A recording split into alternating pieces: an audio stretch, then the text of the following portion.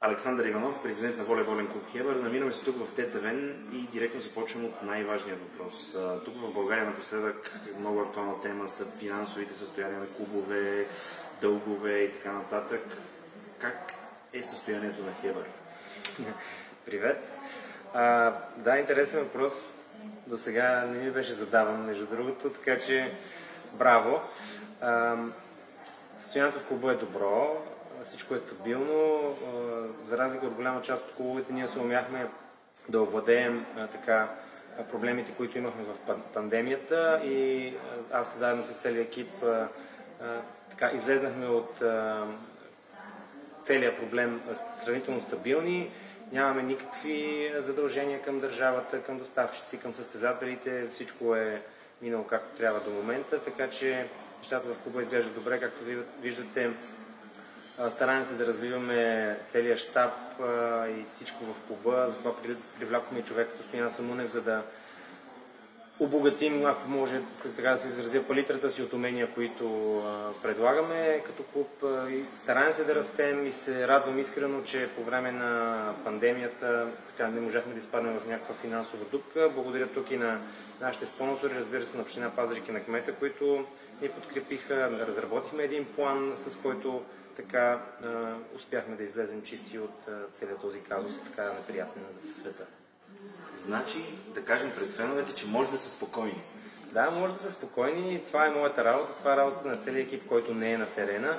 Да държи нещата под контрол, административно всичко да е изрядно. Стараем се да ги правим тези неща както трябва и се радвам, че към момента се получават. Какво очакваш от сезона и с оглед на ситуацията? Ще се пуска ли публика в залата според теб? Почвам отзад напред.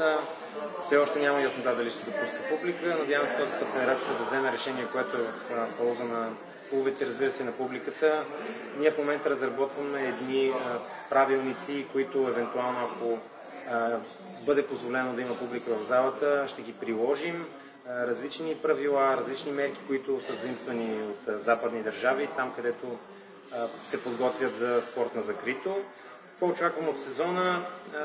Не бих си позволил толкова спортно-технически да навлизам в детайл, все още е много рано. Разбира се, ние си гоним целите, както всяка година.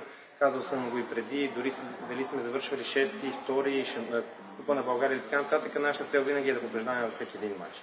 Тук алтернатива не стои на дневен ред. Сега до каква степен се получава, искам да се надявам тази година да бъде нашата и да вземем всичко, за което сме тръгнали да състезаваме. Иначе като клуб се надявам следващата година да бъде още по-успешна. Виждате, в школата полагаме доста усилия, не ги коментираме чак толкова в детайл, но те вече започват да дават резултати. Имаме успехи и при малко по-големите в школата, имаме национали в една определена възраст, голям брой от тях. Нашите усилия ще бъдат концентрирани, водиме доста разговори с различни спонсори и се надявам скоро да имаме малко повече информация, която да ви издадем специално за школата, така че нашите усилия са насочени наистина силно и категорично да направим школата адекватна на мъжкия отбор, за да може в крайна сметка тази приемственост, която търсим от школа към мъжкия състав, да става все по-силна и да имаме наши кадри в клуба. Все пак наистина това е голямата цел на Хебър. Ние сме една местна общност, стараем се да обединяваме както и фенове, така и професионални състезатели, така и на школа. По същия начин опитваме се да привличаме местния бизнес и все повече това дава резултати. Се надявам това да продължи и за напред. Много благодаря, пожелавам успех и точно преди старта на сезона обещаваш пак да се видим и да ни разкажеш актуална информация още и още. Винаги. Весело.